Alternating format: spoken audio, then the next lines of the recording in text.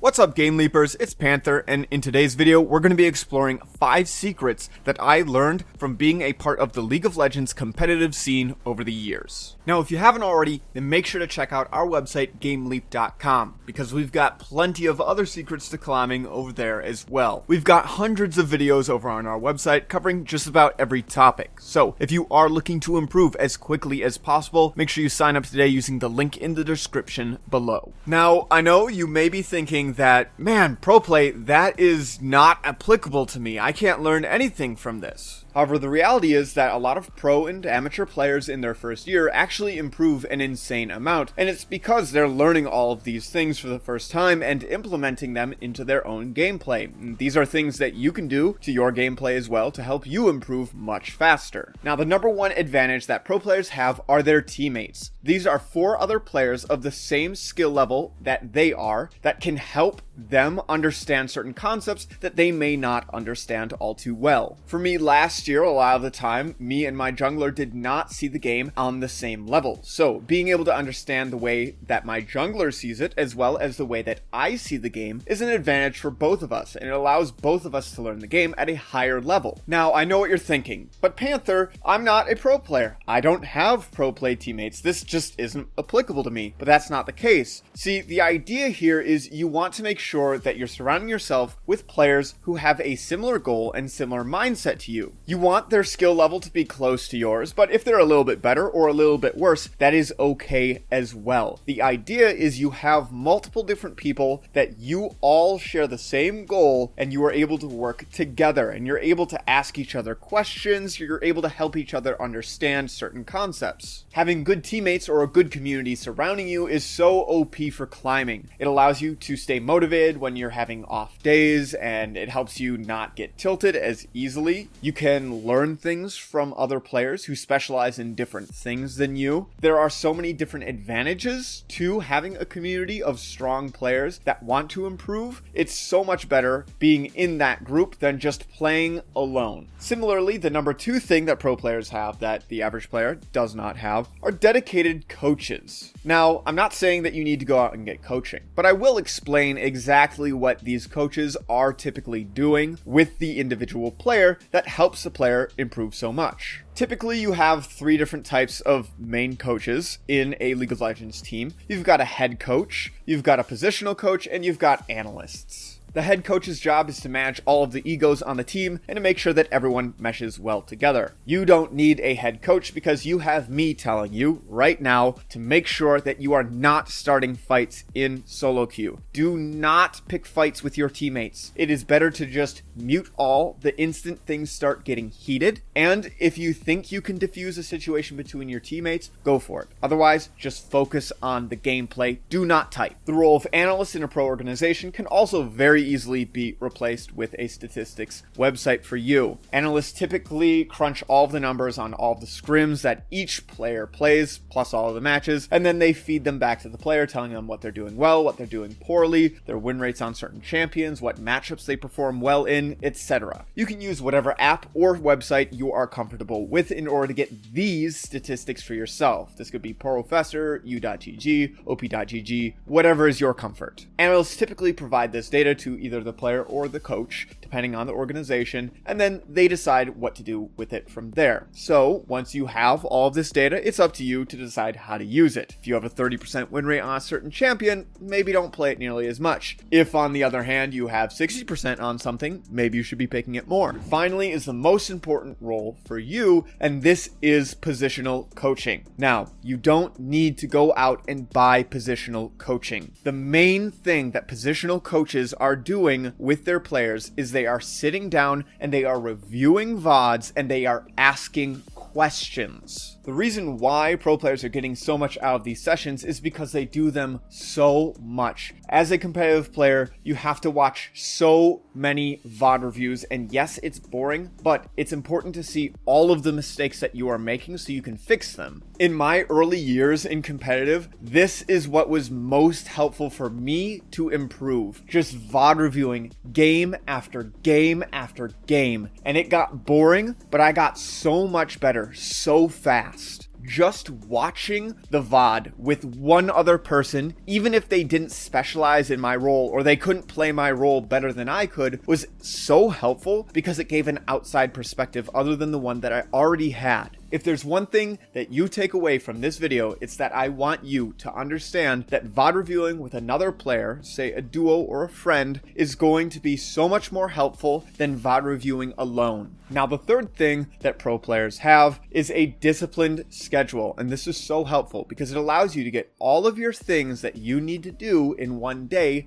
done. For pro players, this typically looks like scrims, solo queue, VOD review, and then free time. For me, since I'm on a college team, I also have to throw homework and class in there. It is a pretty packed schedule, but it's actually very helpful because it allows me to do things that I normally would not do because I don't want to do it. When it's on the schedule, I know I have to do it. Essentially, what I am telling you to do is schedule VOD review times, little blocks throughout the day that you are going to set aside strictly for VOD reviewing. This is something that is so important if you really want to climb like a madman. There is a bit of one-on-one coaching that I do with a few upcoming amateur players, and this is one of the homework assignments that I give them all the time. I tell them, watch this game, find your mistakes. A recent example that I have with an upcoming amateur player is he was getting very tilted in his solo queue games, and I told him, okay, the problem here is that you're not understanding the gap in the game. So I want you to watch back this game and look at the gold lead. How far are you actually behind? You need to understand the state of the game a little bit better so that you stop getting so tilted. For you specifically, it may be something else that you're struggling with, but it doesn't matter what it is. Just set aside some time to VOD review whatever that problem is so you can try and figure it out. Once you've set aside that time and done that VOD reviewing, then you can reward yourself with some free time, whatever it is that you want to do. That is the way that I've found helps me VOD review when I know that I just don't want to. Now, the fourth thing that pro players are doing is they are playing Scrim Sets. A scrim set is just a block of 3 or 5 games against another team where you guys are all practicing. Now, you definitely don't need to be doing that, but the idea is in between each of these games, the teams are VOD reviewing together so that they can get a main focus for that next game on what they need to work on. Usually, they'll have a game plan for that first game, but then something will go wrong, so they'll VOD review it in between the 2 games. They'll see what went wrong, they'll work on fixing it, and then they'll continue down that path. Again, VOD reviewing, very common occurrence.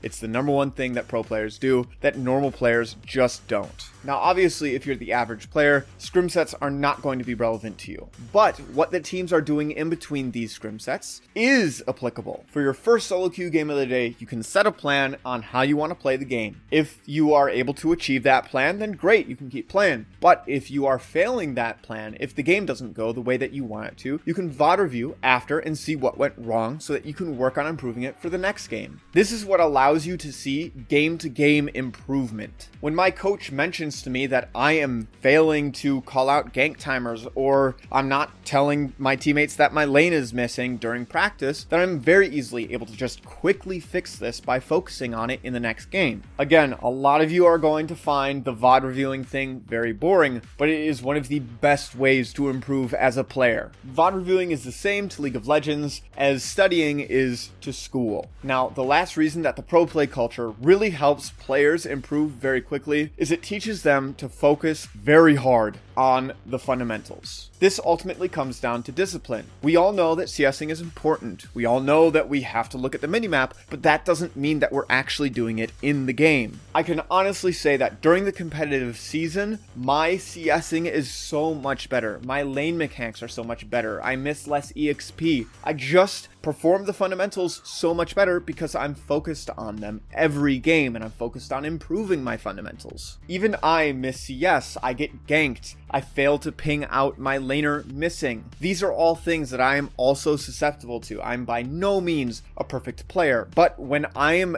really dedicating myself to improving these things and making sure that I'm working on it each and every day, I find that I'm able to do them so much better and I'm able to play at a much higher level during the competitive season than when I'm not focusing on these things. I guarantee that if you're able to find a community that utilizes all of these hacks, you're going to improve so so much faster. A large portion of these tips comes down to who you're surrounding yourself with and how much you're working with them and by yourself in order to improve. Now, just like any other sport or activity, training like a pro player is going to be an absolute grind. So make sure that you are prepared for that if you plan on utilizing these LP hacks. The idea behind this video is not for easy tips. If it were easy, we would all be playing pro, okay? This is just what the pro players do to go above and beyond the average player, and if you want to apply it to your games, you definitely can too. We've got this video and plenty of other videos just like it over on our website, GameLeap.com. Our pro players and coaches are geared towards helping you improve. It's their #1 goal. So if you are looking towards taking that next step at ranking up, make sure you sign up today using the link in the description below. As always, I'm Panther. I hope you learned something valuable, and I will see you in the next video.